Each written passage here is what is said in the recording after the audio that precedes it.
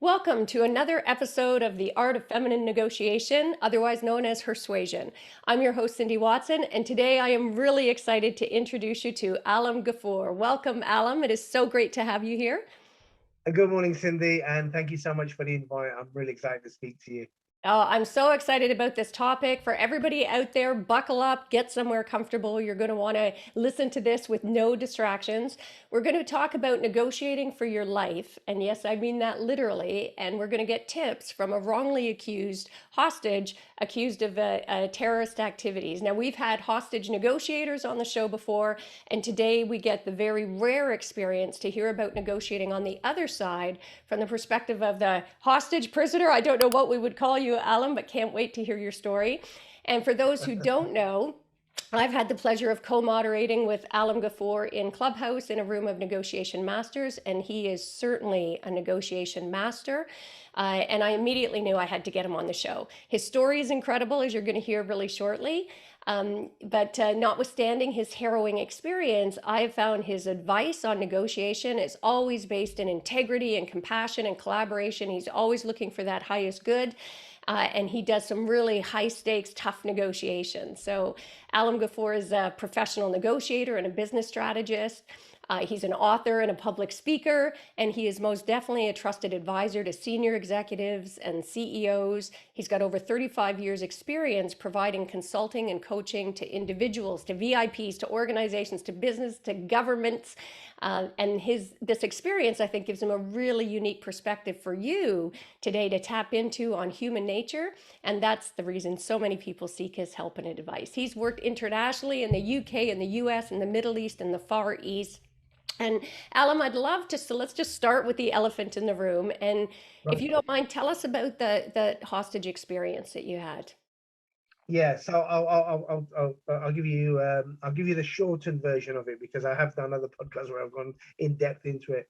But essentially, look, in the 2000s, in the year 2000, 2003, 2004, I was doing a lot of real estate negotiating. I was putting deals together. So I don't just negotiate for whoever's paying my ticket, but I always try to add value. And so if somebody puts me forward and say, hey, look, we want you to handle this for us, I'll have a look at it. And then if I see other opportunities there, I'll point them out and I'll say, hey, look, there's other opportunities here that we can have as additional add-ons or that we can set up on separate deals, but they'll come off the back end of this.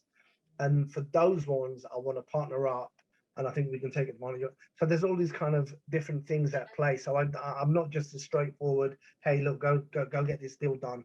Love And that's why kind of I get called in to do all sorts of stuff because I do the business strategy stuff and I do the deal making and the deal brokering and the creating. So all of that stuff. So 2005, I get a call from a friend of mine. He says, look, the Dubai market is hotting up like crazy. People are buying off plan. Stuff's not going to be built for another year, 2 years, 3 years. And even like literally 3 months after buying this plot of land and this paper that gives you the entitlement to the plot of land, it's doubling and tripling in price on your deposit. So we want to get a piece of this.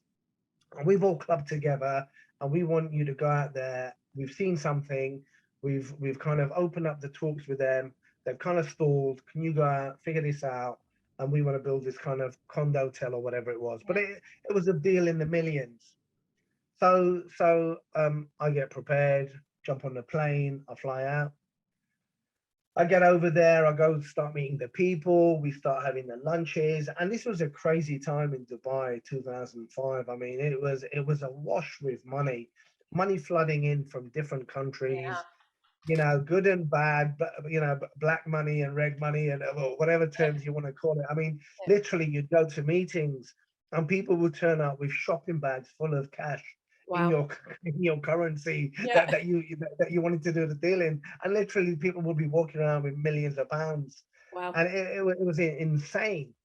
So we're eating and drinking at the finest establishments, meeting all these people, and the thing is, when you negotiate with different cultures, right? In the West, we have a very set way of doing things in the US and the UK Yeah. and Europe to some extent. But there's different rules when you're in the Middle East. Yeah. Middle Eastern relationships and negotiations do not work to the clock. You don't say, hey, we're going to meet and talk business. You say, hey, I'd like to meet up and talk business, but you will not talk business. You will talk about their family, about their pets, about their travels, about everything under the sun apart from business. And this meal could go on for a couple of hours. It could drag on into the evening. You could be socializing with them. And this will happen several times before eventually you'll get around to let's talk business. So having said that, these kind of things were going on a daily basis. So we get to the point where one evening we go out. There's myself and three friends, one who's a resident in Dubai, and two of my friends from the UK. So we go out, we go to our favorite little place, we go have some food, we sat there enjoying a nice little meal, unwinding. And then a group of guys come into this restaurant and ask us to step outside. The restaurant is located inside a hotel. So they say, hey, come out to the lobby, we need to speak to you. So we were all a bit puzzled by this request. So we Yeah. step outside. And once we're in the lobby, all of a sudden, I mean, it's so fast. My pockets are rifled through, my phone's grabbed, my keys are grabbed. I'm Wow. pushed backwards and dragged out of this lobby, thrown into a car. My friend's dragged in, thrown behind us. We're thumb cuffed, a gun's pulled on us, and we're hooded and we're driven off into the night. And I'm like, it's such a blur. It's like, what the hell's going on? Of course. I think you've got a mistaken identity. And all we're told is be quiet. Shut your mouth, be quiet. We're driven off. We go from a smooth road to this bump into the desert. And I think, right, I'm about to get executed. Wow. Clearly, they've mistaken me for somebody. I don't know why the hell, I've ended up in this situation, but I think I'm about to die. So all of this is going through my mind, and the car stops, the door opens, and I'm dragged into a building, taken into a room, and thrown on a chair. And then the cuffs are released, but I'm cuffed behind my back, Yeah. and my feet are cuffed as well now. So I sit there in the silence, wondering what the hell's going on. And then eventually the door flies open. There's a ton of voices screaming and shouting at me in English and Urdu and Pashto and all these different dialects, Middle Eastern and Asian and everything else. Somebody punches me in the head, pulls the hood off, and then there's a guy in front of me screaming at me. He said, hey, you better talk, you better talk. What's your name? I say, it's Alam Ghafoor. No. Tell us your real name. Tell us your real name. We know why you're here. You are a murderer. You've just caused the London bombings. We found out who you are. The government told us to pick you up. Wow. I mean, at that point in time, Cindy, I tell you, my heart was beating so violently. Oh, I I can't. really thought it was just going to rip out my chest. Yeah. My throat was constricted, like somebody strangling me. My head felt like it was in a vice. I Yeah. thought the top of my head would just explode. The bloody room was spinning this way, Yeah. that way, everything. I thought I'm just going to combust and explode. And, you know, I could not comprehend what the hell's just been said to me. Of So course. I said, look, I think there's a mistaken identity. I'm no terrorist. Ask my government. There's no way my government's accused me of this. But then I'm thinking, shit, you know what? I don't know what's going on here, but governments do stitch people up, Yeah. right? Let's be honest. It's not Yeah. a fairy tale world. Your Yeah. government could stitch you up. You could have stuff planted on your laptop and on your phone. Things can be made to look like you're part of a conspiracy or whatever, right? So Yeah. these things do happen, and I'm just sat there bewildered, frightened Oh, I beyond can't. belief Yeah. of the consequences of this. And my thoughts are kind of, I'm being accused of having a false name, of having video evidence of me in terrorist camps, training camps, of me being in the US and being part of terrorist cells. Yeah. And it was incomprehensible, Cindy. Oh, I can't imagine. So Your mind must every spy movie you've ever seen, every oh, torture scene that you've ever seen must have been just rolling through your head, thinking about your family, thinking about your. I can't even imagine being in that circumstance. So, right. So, and then from there on, what happened was essentially I was I was interrogated around the clock, and I mean around the clock. Different teams would come in, always in pairs, and they would start, tell us your name, no, tell us your real name. We've got evidence of you. Tell us why you're in this country. Why were you there? Why were you here? And then what are you doing here? When did you come here? I said, look, you've got my passport. You know when I landed here. When you came here, you gave the order for the bombings to take place. I said, no, I'm here for business. You can go check the hotels, the restaurants I've been to, the people I've been meeting. I'm here purely for business. I don't have anything. So this kind of thing went on and on and on. I went through sleep deprivation, physical, mental abuse, the whole thing. And what happened was, after the first couple of days, first of all, I felt sorry for myself. Yeah. And I thought, well, that's not going to help me. But my biggest concern was, hang on, I've got a 4-year-old son. And what's going to be the consequences for him to grow up with the label that your father was a terrorist? My mother's elderly. She's got a weak heart. What's what's the impact when they tell her your son's a terrorist? She's going to die of a heart attack. My brothers and sisters are going to have to just shut down their business and change their names, identities. You know, it's like the consequences for everybody who's related to me and connected to me in any way is going to be huge. Absolutely. Yeah. And I thought, God, you know, how are they trying to pin this on me? You know, what's going on? And I'm thinking, what have they done? You know, who's trying to do this? Anyway, so as I went through this, I thought, okay, I'm told I'm going to die, Cindy. They're telling me you're going to get in front of a judge very soon. He's going to pass judgment on you. You're going to die. And one group is telling me you're going to get hung. One group saying you're going to get shot. Another one is saying you're going to go in a pit with dogs. And like every imaginable scenario is played out to me. But there's one team in particular, and one of the guys on this team, he's, you know, sometimes you see people who you look in their eyes and they're completely dead, right? You know, that they're soulless Yeah. and they're empty, cold people. And this was one of these guys. And he wasn't big in stature or anything. He was a small guy, but he was so cold. And he said, look, I'm the senior guy here. I'm actually making the request that the judge puts you in my custody so I can put you in isolation. And I will torture you, and you will beg for death every day for the rest of your life. I'll have a doctor on standby to revive you. And he says, I'm gonna take you, you know, further than anybody else, and I'm gonna give you so much pain that you can't imagine. And you know, he's painting this whole scenario. Now I've got no reason not to believe, because look, I'm in the Middle East. Yeah. I've got nobody bloody there. I haven't had my phone call. Yeah. You don't get no phone call. I said, hey, I need to make a phone call. Yeah. They said, what do you think this is? What do you think this is? A bloody movie. You don't get no phone calls. You've been taken. Nobody knows where you've been taken from. Nobody knows you're here. And as far as anybody knows, you've just dropped off the earth at the end of the earth, and that's it. So, my friend, you've got nothing here, right? So don't ask for no phone call. And this is what I was told, and I thought. So I made the decision, Cindy. Look, I'm not about to die on my knees begging for my life. I thought, screw that. If you're gonna torture me and you're gonna put me through pain, and here's a cold harsh reality: our brain, our mind can be our best friend or our biggest enemy, Yes. right? And the way that other people tell us things and what we choose to take on board is what will defeat us or help us survive, Yeah. right? So Such if I great buy advice. into their reality of what's about to happen, which I'm prepared for it, because yeah, look, I'm here, I'm in a foreign country, Yeah. nobody knows.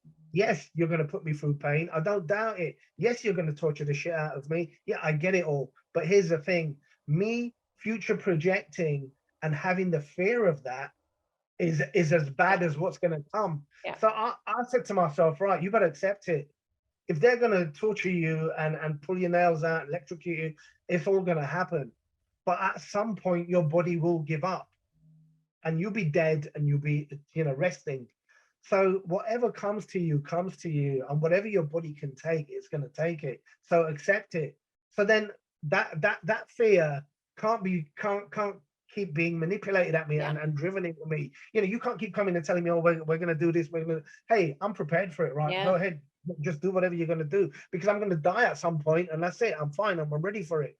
So Yeah. then, so this was the whole thing. You know, one of the guys, he said, oh, look, you know, are you not scared? Are you not worried? I said, I'm not scared of you. I'm not scared of nobody. I said, what I am scared of facing my maker, because I've got to account for the shit that I've done in my life, and maybe the wrongs I've done to people. I said, that's what scares me more than anything. I said, physical pain I'm not afraid of. I said, you can do your worst, you can do your best, you can tear me from limb to limb. At the end of it, I'll die, and that'll be me gone. So with this kind of mindset, the only thing I had locked up, right? You've got me physically locked up. The only Yeah. thing that I still got control of is my mind. And my mind is so used to people, understanding people, understanding linguistics, body language, the personality profiling. That's what I've done all my life. That's what I've grown up with. That's what I love to do. So the only thing I could do was to figure out how to get into their heads, because I had a tiny glimmer of hope that if I can make them react in a certain way and expose me to the media or parade me as we've caught the guy, Yeah. hopefully the government would see me, or some journalists would see me and say, hang on, this guy is no terrorist. You need to get him out of there. So that was my only hope. And that was my driving force, was if I can force these guys to somehow put me in on the TV or put me in print or Yeah. something, force them to label me to the world, somebody could possibly save me, unless they expose me and the evidence out there has been mounted against me to Yeah. back up what they're saying. So Yeah. I didn't know if it was going to work in my favor. I Yeah. didn't know, but it was the only thing I knew how to try. And so the other thing was, they were trying to control me, and they were controlling me through fear and through Yeah. imprisonment.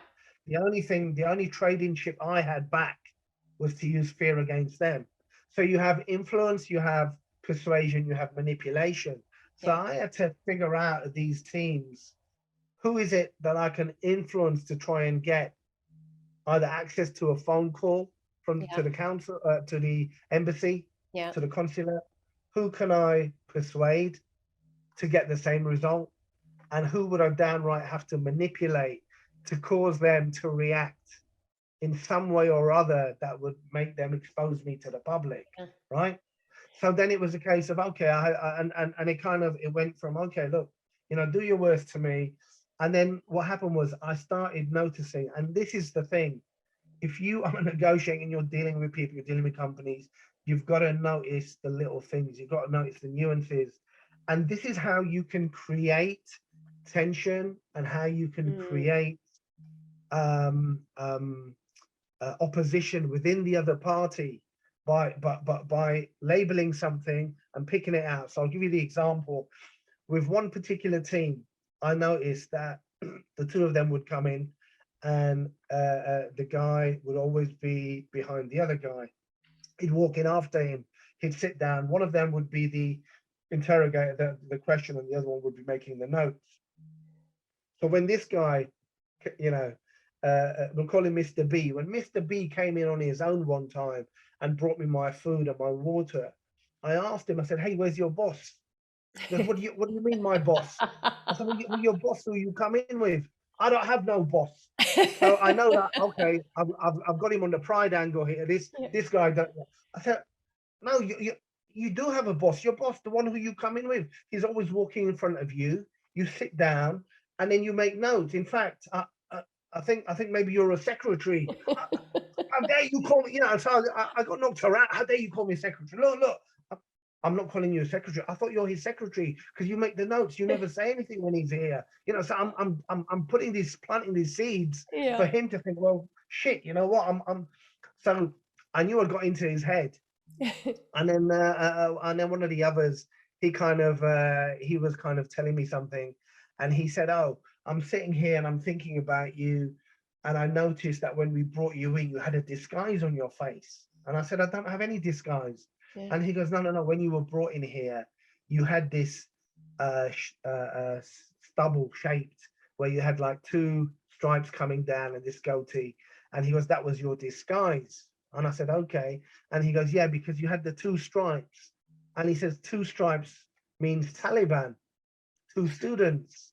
Now, Taliban actually just means student. It doesn't mean two students.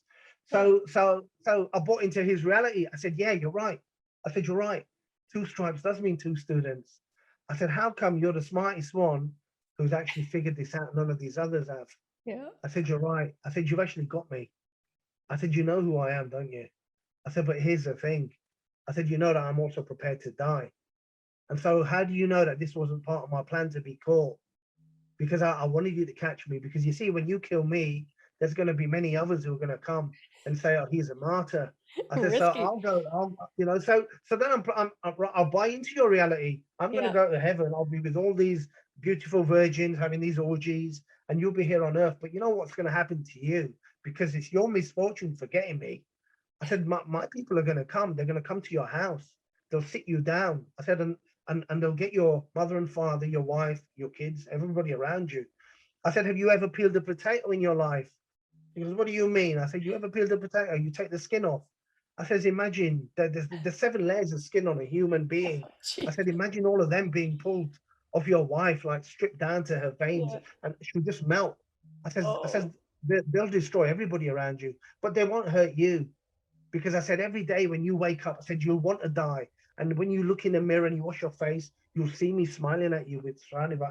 So I'm planting fear into this Yeah. guy, and so these were the kind of things that went on, Cindy. And it's like I wasn't afraid because shit, you've got me in prison. You Yeah. say you're going to kill me, so what have I got to lose? Yeah. I've got nothing to lose, man. So then the thing was, hey, do you want to help yourself? Why don't you bring me the phone for the consular? Why don't you bring me the phone so I can call my people to get me out of here? And Yeah. I promise you, I'll spare you, but the others won't get spared. Yeah. It's like, hey, so these things do happen in reality where police guards, security guards, prison Yeah. officers, whatever, if people find out, they can destroy your family. Yeah. This stuff happens for real. So these are Yeah. the fears that would play on their mind. So I kind of went through this situation. So I won't go too much in it, but essentially that was how I played it to the end, where eventually the British consulate did come in Hmm. and they said, look, here's a leaflet with the lawyers in the Middle East. You need to get yourself a good lawyer. You've been accused of something. We can't help you. And I Wow. said, hang on, you must know that I've been accused of a crime that I'm not guilty of. Yeah. And they said, yeah, we can't interfere in foreign affairs. And this is, it's like, and then another person came in from the consulate and actually said to me, look, they're talking about possibly letting you go or deporting you back to the UK. And she goes, if they let you go, it's going to be dangerous for you. You need to get out of the country. And sure enough, within the next 24 hours, that's what happened. They said, hey, look, we're telling you, you've got to get out of the country. So when they brought me into the holding part, and they brought my friends. They actually turned out to my friends and they said, "Look, this guy is crazy. He would have backed down, and he's he saved your lives. You better get out of the country. We're giving you 24 hours to get out of here." And Wow. when we come out of there, and then there's another whole episode of craziness which went on over 36 hours trying to get out of there, and but essentially that was it. So so that Oh, episode, it was just under 2 weeks in the wow. 12, 13 days, sleep deprived, non-stop, around the clock. I mean, you're running on adrenaline, you're Yeah. running on everything, you're hyped, you're hallucinating. I was Yeah. hallucinating. Of course. It was crazy beyond belief. And then eventually, when I got back to the UK, and then we accessed the files under the Freedom of Information Act, Yeah. we found out that the government had been informed what was happening, and there was also redacted files that there was a third party present to all of this. But it was like everybody's hands were supposedly tied on getting us out or whatever. I mean, I Yeah. think maybe they were prepared to let us be there. So if this, Incredible. so I mean, to this day, I don't know why. I do have a suspicion as to why I was accused, and that again, I can never really make public because there is political stuff behind that, and so Okay. that would endanger me and my family. So it's kind of one of those things. But Yeah. I went through PTSD after that, Oh, Cindy. It okay. took me Of many course. years. I went through, family losses, the usual stuff. We had a nephew die. We had my mum die. I went through all the other tragedies that everybody goes through in life. But this thing, man, it oscillated my emotions. I went through depression, PTSD, Oh, until I kind of finally got a grip on it when I thought, this is going to destroy me. And I was so angry and hurt and resentful and full of hate for these guys yeah, that if they ever cross my path, I'd love to, do all sorts of imaginable things to them. And so even that was eating away at me. yeah, And yeah. the funny thing is that, look, there's my name is Alam Ghafoor, and in Arabic, Alam means universe, world, Hmm. means like a learned man or a student, and essentially that's what I am, because I love to learn. Yeah. I'm a self learner. I don't like rigid learning from institutions. I always want to learn myself. And Ghafoor actually means to forgive, and Wow. it wasn't until the point where I actually forgave everything and everyone that I actually moved ahead in life. Yeah. Now And you've talked about negotiating your mindset. How were you able to negotiate the mindset to get to that state of forgiveness? I mean, this is all it is unimaginable to the average person what you went through, right? So yeah, what did you do to help negotiate yourself to get to a healthy place by coming to that place of forgiveness? it's a great question, Cindy, and very, very important because, in your podcast and in the room, we always talk about negotiating with other parties, whether it's a relationship or business or your Yeah, kids or whatever. But the biggest negotiation that we all face is the one internal with our own self, with who absolutely. we are, with our own identity. And so that was so critical because look, I'm harboring these feelings of anger and resentment, and I'm thinking, they took away my freedom. Yeah, It nearly killed my mum. It would have destroyed my brothers and sisters and my son's life. yeah, And so, I'm angry, and it's eating away at me. And I'm thinking, how can we make them pay? We actually looked at taking legal action, and then we're told that because it's a sovereign state, you cannot sue a sovereign state. And apparently, according to the authorities there, they said to the Foreign Commonwealth Office in the UK that, hey, if you want to come over and find your interrogators and your the people who did this to you, you can then take legal action against them. oh I mean, you've yeah, got no as hell in chance of doing that, right? yeah, So yeah, all of this stuff, it eats away at you, and it's kind of like I could switch into work mode and be okay, but then it was like I was constantly paranoid, Cindy. I've yeah, I've come back, and my yeah, lawyers have told me, because of the accusation made against you, the security services are going to be monitoring you. yeah, So they're going to be watching your phone calls. They're probably going to be watching yeah, you for anything from 6 months to 18 months. You're probably going to be on a watch list. They may even come in and out of your house and you won't yeah, know. So I'm walking around paranoid when I walk up to my car. I look in through the back window, make sure nobody's in the oh, back. I get on my hands and knees, look under the car, make sure the tires are not punctured. There's nothing put under there. I look around, see who's waiting. yeah, If I drive somewhere and a car's behind me for so long, I have to keep driving and driving until I lose them before I'll go back home. So it was craziness. yeah, I'd walk into the house and feel that somebody had been in there. And then I'd be kind of like going through everything and feeling, has something been planted in here to watch me or whatever. So it was terrible. It was, and it went on for months and months. And then, like I said, with the other issues, it kind of, when I switched into work mode, I could be okay, but this had affected my work as well. So work wasn't coming in as freely. And then I was getting more and more withdrawn. It affected my personal life, my relationships. My relationship at the time broke up, was yeah. destroyed because of it. I had to keep moving and I'm staying at sorry. different places because I never felt safe. Yeah, And then it got to a point where I thought, oh, sod this. And my doctor actually said to my brother that, look, I'm concerned about your brother's welfare and mental being. I think he'll take his own life. yeah, So I want you to keep an eye on him. And when my brother told me that, I said, look, that's bullshit. I never take my own life.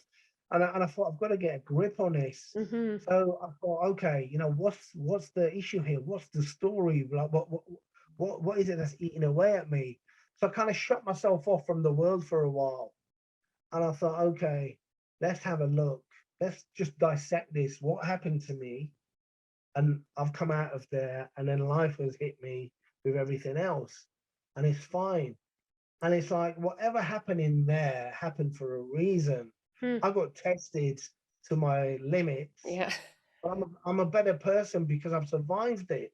A lot of people haven't survived it. One of our friends has never recovered from it. He's a Oh, destroyed man, right? I thought, hang on, I've survived this. Now, why am I holding on to this hate and resentment towards these guys? Because they've probably got on with their lives. yeah. It's probably very rare that they look over their shoulders, Yeah. but I'm still looking over my shoulder and I'm Yeah. still thinking about them. Why should I give them that power? They imprisoned my body, and I said they didn't imprison my mind at the time, Nice. but actually I've come back and now I'm physically free, but Yeah. my mind is imprisoned Yeah. by them. And Yeah. I thought, this is wrong, man. This isn't right. It's like you've got to figure this out. So the most important thing that we all do, Cindy, is the narrative that we tell ourselves. It's the story, the reasons, and the justifications that we tell ourselves for why we are where we are or what's going on in our life. And actually, you can flip the script, you can change it. It's like a matrix moment when you actually think, Yeah. okay, well, hold on. You know what? If this thing's got a power over me, why has it got that power? How do I release that power? How do I take that control back to myself? Yeah. And the way it was I started kind of getting back into music that I enjoyed, reading books from my childhood that took me to happy places Beautiful. and and positive places. I started going out and just listening to the stream in the woods, or listening to the air Beautiful. blowing through the wind blowing through the woods, and enjoying the sunshine and the rain and the cold, and just thinking, hang on, you know what? I'm alive, I'm free, I'm intact.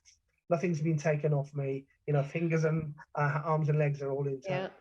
And it was just really kind of reconnecting with myself, reconnecting with myself. And the biggest breakthrough came when I said, you know what? They can't hold me anymore. Yeah. So I forgive them.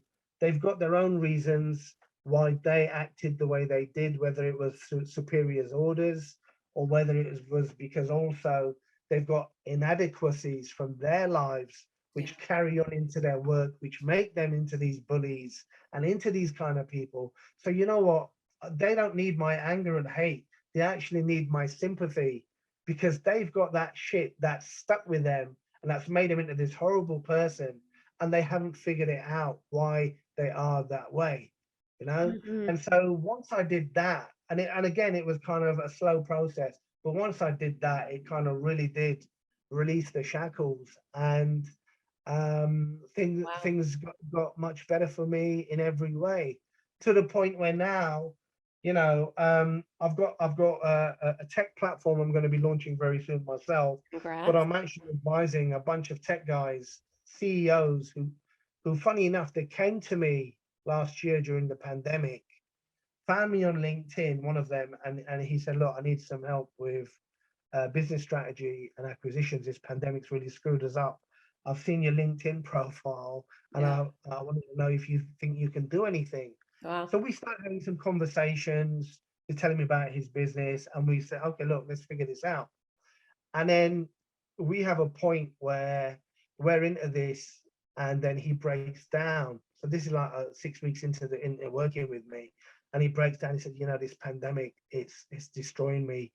I've had to lay off people who are almost family from work. My business is dwindling. I've always been successful. My relationship is suffering. Everything is going down the pit because of these consequences of this pandemic. I think how are we going to survive this? And I said, look, let me tell you the darkest point in my life Wow. and how I came through it.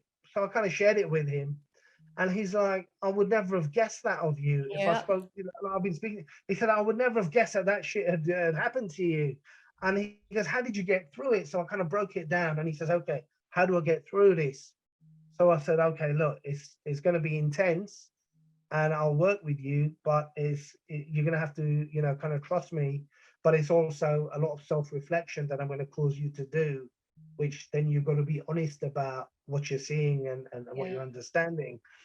And so again, a few weeks into that process, we're on a Zoom call, And he says, look, there's four of my friends, I need to patch them in, and he brings them in. And he says, look, she runs this and he runs that, and they're all very successful. But I told him about you, and he said, hey, you've got to listen to this guy. It's freaking crazy what he's been through, but he can help you get over these obstacles and the crap that you're all dealing with. And that's kind of how it kind of came about. Yeah. So, and Well, and I want to take a second to put a pin in that because that just, and for our listeners out there, our viewers, I mean, this is really powerful stuff. And I really invite you to go back and re listen to this podcast so you make sure this particular episode, so you get the nuggets from this, because Alam is sharing some really powerful nuggets here. And I love, Alam, that your name stands for sort of student and listener, because it's amazing to me that through something so horrific and unimaginable, the lessons you've taken away. And I love this idea, perspective, right? The fact that you were able to take a look at everything from a different viewpoint and keep this in perspective. The fact that you recognized that even though were imprisoned physically, allowing somebody to continue to imprison you in your mind by reliving that story doesn't serve you. So to be able to have the foresight to be able to flip your story in a more positive way. So for everybody out there listening, whether you've ever been in a domestic abuse situation, or whether you're the subject of harassment or bullying in the workplace, if you've been through a traumatic incident in your life, even in day-to-day business when you're dealing with bullies or people who are antagonistic, we always have the capacity to be able to flip our stories by negotiating your mindset. And Alam, the fact that you were able to do that in these extreme circumstances is such a powerful lesson and testament to your strength. And I'd love to just go back for a sec. How were you able to get the clarity in those extreme circumstances? Like, that amazes me, because emotion can often cloud our clarity. It's one of the things I often talk about in negotiating. So right, I'd love if you could share any tips. What are some strategies for being able to get clarity for people when they're in the moment in extreme right, circumstances? right. So here's the thing, most of us, when we are negotiating, right, we're all free, right? None of us is confined.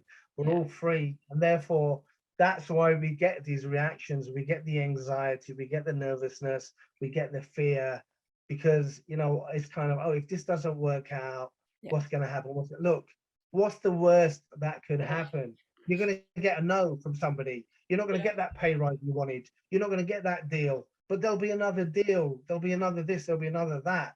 You know, it's Yeah. like, put it in the perspective. It's like when you zoom out from it, like you're saying, Cindy, when you zoom out from it and you actually think, okay, at this moment in time, what could this lead to? It could lead to you potentially getting more money, getting the same amount of money, or maybe just getting slightly more, Yeah. right? So it's not that big a deal. What you've got to realize is that, look, if I control myself and I keep maintain myself with a fixed mindset, I've got an objective that I'm trying to get to, and I don't lose sight of that. But the path to it is not one that needs to be a path of fear for you, because it really is. It's like, the worst anybody's going to say is, no, we're not going to do business with you. Yeah. No, we're not going to give you the rise. When you put it in that perspective, it shouldn't be overwhelming.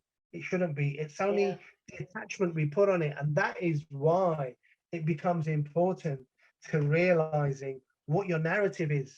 And so, if you're in a situation where constantly, when you get to that point, when you ask for something, it always brings up fear in you, and Yeah. always brings up anxiety in you, and creates so much tension in you that you become nervous. You've got to take a moment and go back and look at, where does it stem from? Yeah. Do a proper analysis and reflection of your life. And when I was growing up, I remember I was the second or the third in the family.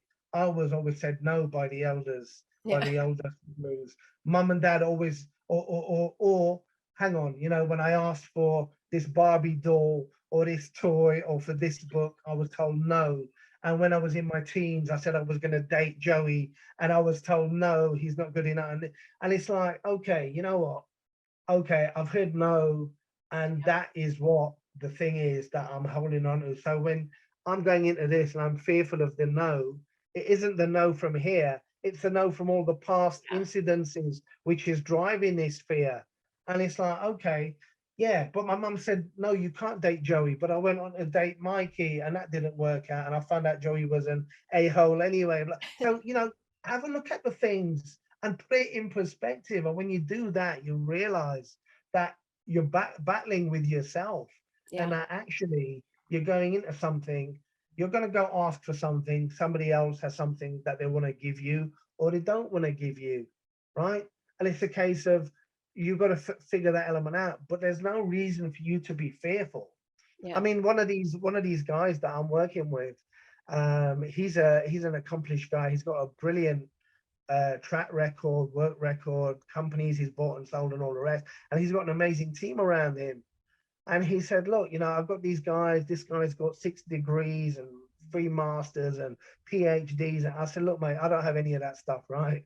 But I do have his life experience. I Yeah. went to university. I got thrown out of university because I told the lecturer, you're telling me that after 25 years of working in the corporate world, you've got a gold watch and a new Saab car in the car park. I'm not about to go out and work for that for 25 years. Yeah. I could do that in probably 12 months, Yeah. right? And so he called me a pompous little asshole and threw me out of the class. Gee. Fine. But you know what? I want to make my own path. So these are the things. So with one of the guys I work with, he said, oh, these guys, I said, look, they may be, but I said, they've got their own beliefs. I said, they're telling you, you can't go after a certain level. I said, why are you playing in this field Yeah. at this level? And he says, oh, they believe that it can't be done. I said, well, which level do you want to play at? Yeah.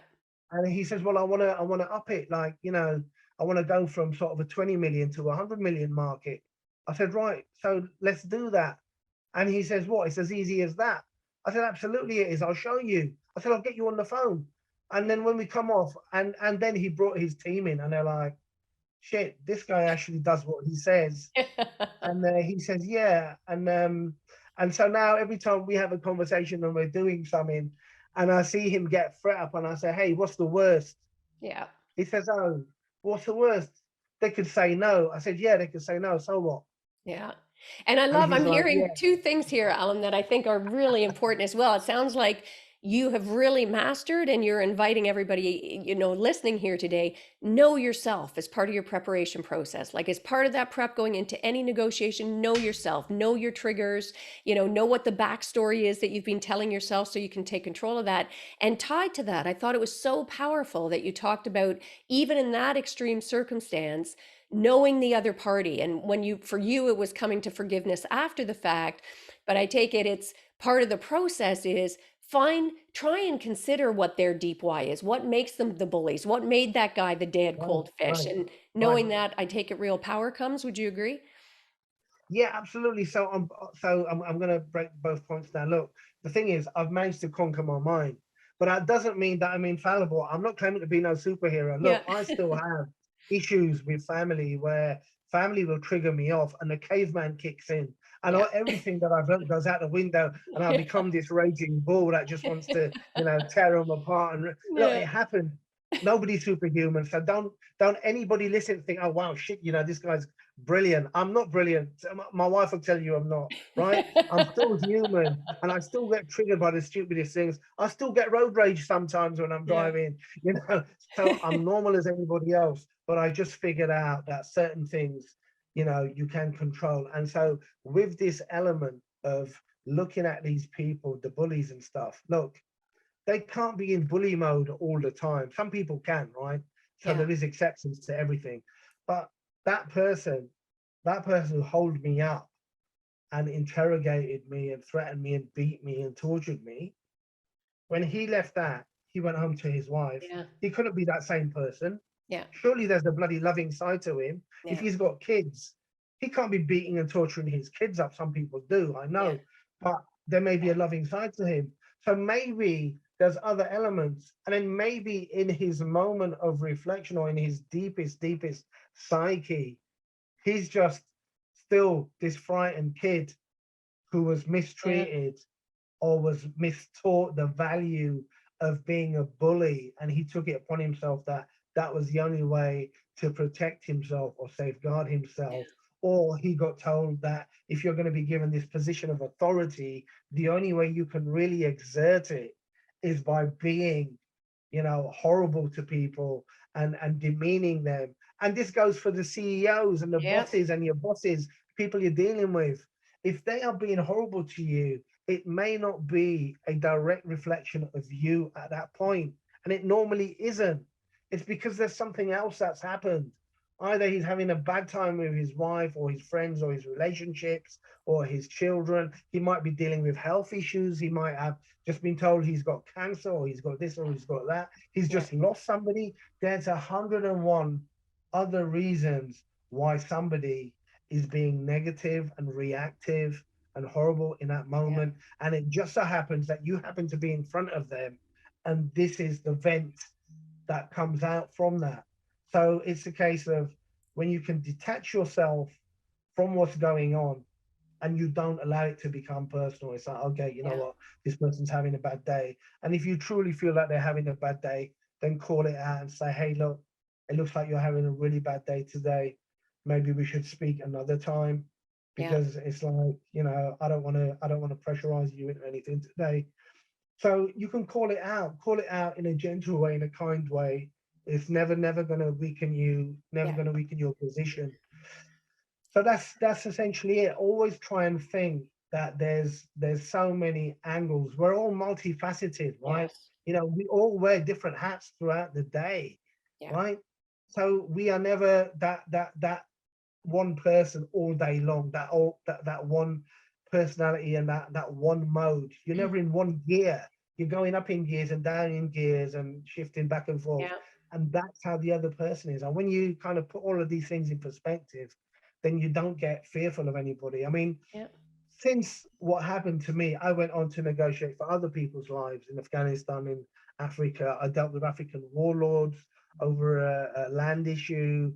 I advised an NGO. Have done stuff via phone and Skype where I Yeah. couldn't get places. I've flown into countries at the drop of a hat and gone in to some dangerous spots and dealt with things. I've been asked to do all sorts of stuff. I worked with some teams that were independent contractors for the Olympics, London Olympics, and they wanted a coaching and advising on how to spot anxiety in people coming up to the gate so that they know who to pat down and search Yeah. and probe a little bit more.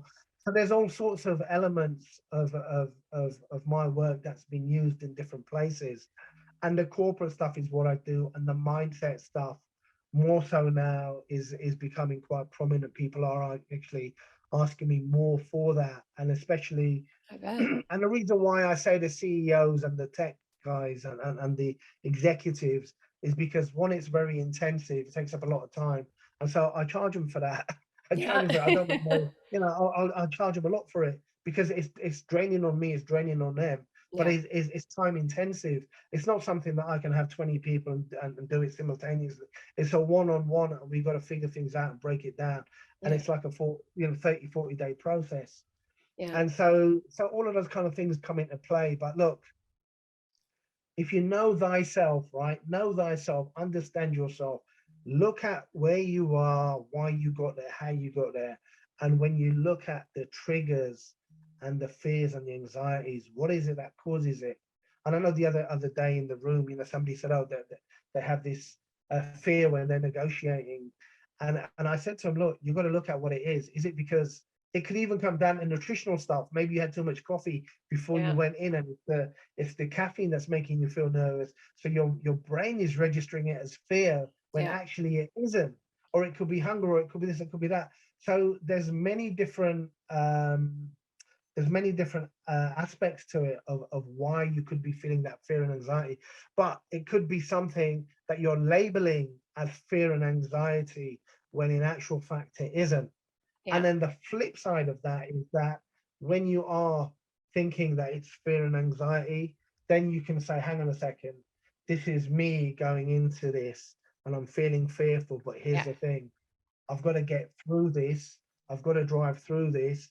And this feeling of fear is my body telling my mind and my mind telling my body that I've got to be prepared for what I'm about to do. So how you reframe it to Yeah. yourself will also matter as well, right? Yeah. So those are the kind of Yeah, aspects. beautiful. And Alan, on that, as you were talking about that fear and anxiety, when you were in the moment for those 2 weeks plus that you were in captivity, with your life in the balance, did you find, did it sharpen your negotiation skills or did it muddy the water or was it a bit of both? No, I think that that whole experience, um, I was okay. So I was under extreme stress, and I was under sleep deprivation, and actually, I was very surprised with myself that I still managed to maintain clarity of thought Yeah, in how I was dealing with these guys yeah, and breaking down what was going on and figuring out their personality drivers, their motivations. And so really again when I came away from all of that and I thought about it, and so as a forms of therapy, I wrote a book about it, Innocent Terrorist. And in the book, it doesn't dwell on the stuff. It actually breaks down the things that take place during an interrogation and yeah, a questioning how how they position their questions, how they position themselves physically, how I could neutralize that, even though I was the prisoner, how I could neutralize that, how I could counter it, and how I could kind of use certain things back against them in a yeah, very subtle way without them realizing, yeah, and to undermine their position. So it's kind of is that. But yeah, I mean, look, at the end of the day, I went through what I went through, Cindy, and it's like, yeah, in an ideal world, I wouldn't want to have gone through that, but yeah, it's happened. So there's no point wishing yeah, anything other. And that's the thing. That's the other thing. When you are telling yourself your narrative, don't wish upon, well, if this had happened, that would have happened. It wouldn't. Look, you don't know where your life would have gone, right? yeah. Nobody knows. Well, and But for what you, in some happened, ways, it's a gift, right? Because it's I mean, become as a gift. horrible as it was, think of the high stakes business deals. I mean, you've got warlords from Africa you're negotiating with, international deals, people coming to, Right. you're able to offer a perspective that you potentially would never have been able to offer. So, that post and I guess that's some advice for everybody out there as well. Like there were so many lessons that you've been able to share with us here today that you learned from that experience, and I suspect you didn't, you weren't aware of them at the time. These are lessons that you were able to take with the benefit of hindsight. So for everybody as well out there, after your negotiations, go back through them, see what worked, what didn't, what mistakes that you made, things that you could have, what lessons can you learn from each negotiation so that you keep constantly improving your skills. And I love that you talked earlier, Alan, about it being influence, persuasion, manipulation, like that combination, and being really intentional about that and learning from every negotiation. I think that's so beautiful, Right. like the gift that you were able to turn this into. So so Yeah, let, absolutely. let me ask you, what do you think are, just quickly as we wind down, I can't believe how quickly the time has gone here. This story, your story is so inspirational, and mostly the inspiration comes from what you were able to do with that, the lessons that you took away from it, the how you sort of pay it forward to people through the lessons that you've learned. What would you say is what are the biggest mistakes that people make in negotiating and how can they avoid them? Yeah, biggest mistake. So the first biggest one is again, painting a negotiation or thinking of a negotiation as being some kind of dragon slaying exercise. It's Yeah, like blowing it out of all proportion and thinking it's bigger than what it is. A negotiation is only ever a discussion with a clear intention to get to a certain target, right? That's all it ever is. And yeah. really, most of your conversations are that anyway. So, that's the biggest thing is don't blow it out of all proportion. Yeah, just keep it in perspective. That's the number one thing. Last question, and I typically close with this, and you've shared so many incredible mindset shifts with us, Alam. I am so appreciative of that. What would you say is what, and maybe you've already addressed it, but I want to sort of open the field even outside of that experience. What would you say is one of the greatest mindset shifts that you've ever had in life? We've talked about mindset a lot here today, so I thought we could sort of close off with that, whether from this incident or before or after. Yeah, the biggest mindset shift really is this whole thing of understanding that you are a byproduct of every single experience that you've had up to this point, good or bad. Yeah. Now, if you can go back and look at the bad ones, even the bad experiences have Hmm. lessons within them Yeah. that you, if you haven't extracted them, go back and extract those lessons. And then it's all in the past, it's all behind it, leave it behind. You don't need to carry these things forward. What you do need to carry is the lessons and the positive elements. Carry them with you at all times. And that's really the secret to it, is if you can figure out, okay, this happened, that happened, and it was really bad, but actually out of that there's a pearl there, there's a diamond to be extracted. Yeah. And once you do that, it will actually diminish the severity of that bad episode, and you'll actually think, hang on, you know what, there's something that's come out of that which has propelled me forward. And by actually consciously becoming aware of it, you may think, actually, you know what? I never dwelled upon it, I never thought upon it. But it's been an underlying driving force. And now that you recognize it, you can probably compound upon it and make it more powerful. Yeah. So it's pretty deep. It's pretty deep, I know. Beautiful. And this stuff you don't do in minutes, right? It's Yeah. it's a lot of self-reflection over time, but you've got time, right? You're only getting older every day, so it's Yeah. fine. But you've got time every day to actually, take some, switch everything digital off, get out in nature, or go in a room, put on some music that has some sort of positive effect Yeah. on you, let your mind drift, and then do not be afraid to visit those things that shaped and defined you, good and bad, and especially the bad ones. Go back there, dig through the trash, and find what was the nuggets that got left behind. And if you can do that, I'll tell you, it's your mind will open up, the matrix will drop, and Yeah. it changes. I love it.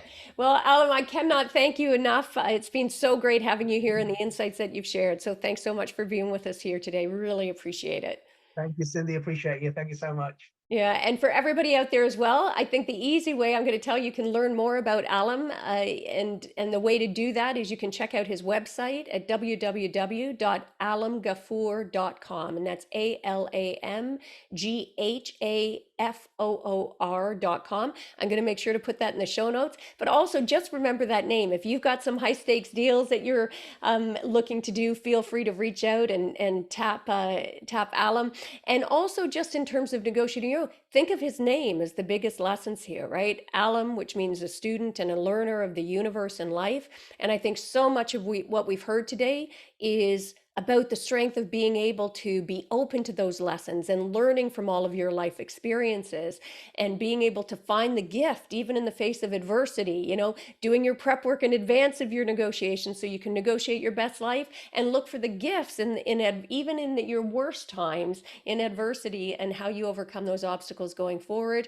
And then you tie that with his last name, Ghafoor, which he's told us is about forgiveness and being able to find the way to flip your story. So no, you're not staying stuck in victim mode, that you're being able to find ways to move past it to become the best possible version of yourself. And that's something that Alam clearly has shown us that he lives every day. So again, thank you, Alam, for that. Really appreciate it. And also feel free to check him out at LinkedIn, Instagram, or Twitter. Again, just remember that name and what it means, right? Alam Ghafoor on LinkedIn, Alam Ghafoor on Instagram or Twitter. And I am sure you all not only were inspired by Alam's story, but that you got loads of value from this episode. As I said before, I really invite you to re-listen because while he was telling the story, there are so many beautiful threads and lessons that were embedded in there that can help you, even in much less dramatic circumstances. Hopefully, none of you will ever have to live through that. But you'll be able to apply those lessons in your life. So make sure to share this episode with anyone that you think could get value from these messages. And let's face it, who couldn't? And also make sure to check out my Women on Purpose website at womenonpurpose.ca for weekly blogs loaded with information about how to uplevel your negotiations.